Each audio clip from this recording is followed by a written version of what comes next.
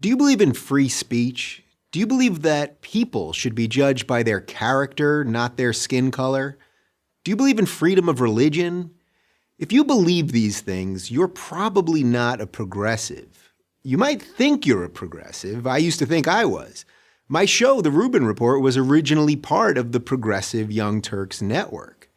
Progressives struck me as liberals, but louder. Progressives were the nice guys. They looked out for the little guy. They cared about women and minorities. They embraced change. In short, who wouldn't want to be a progressive? But over the last couple of years, the meaning of the word progressive has changed. Progressives used to say, I may disagree with what you say, but I'll fight to the death for your right to say it. Not anymore. Banning speakers whose opinions you don't agree with from college campuses, that's not progressive. Prohibiting any words not approved of as politically correct, that's not progressive. Putting trigger warnings on books, movies, music, anything that might offend people, that's not progressive either. All of this has led me to believe that much of the left is no longer progressive, but regressive. This is one of the reasons I've spent so much time on my show talking about the regressive left. This regressive ideology doesn't judge people as individuals, but as a collective. If you're black or female or Muslim or Hispanic or member of any other minority group, you're judged differently than the most evil of all things, a white Christian male. The regressive left ranks minority groups in a pecking order to compete in a kind of oppression Olympics. Gold medal goes to the most offended. Martin Luther King Jr.'s dream that his children would be judged by their character and not their skin color was a liberal idea, but these days it's not a progressive ideal.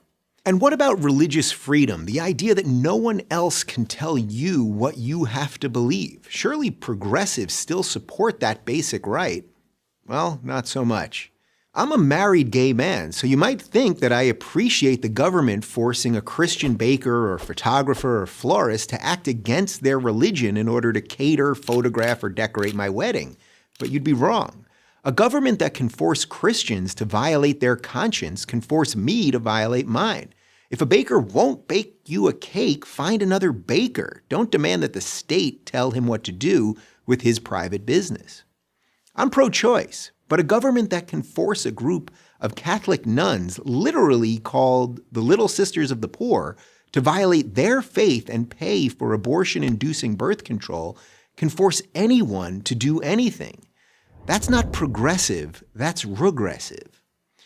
Today's progressivism has become a faux moral movement hurling charges of racism, bigotry, xenophobia, homophobia, Islamophobia, and a slew of other meaningless buzzwords at anyone they disagree with. The battle of ideas has been replaced by a battle of feelings, and outrage has replaced honesty. Diversity reigns supreme as long as it's not that pesky diversity of thought. This isn't the recipe for a free society, it's a recipe for authoritarianism. For these reasons, I can no longer call myself a progressive. I don't really call myself a Democrat either. I'm a classical liberal, a free thinker, and as much as I don't like to admit it, defending my liberal values has suddenly become a conservative position.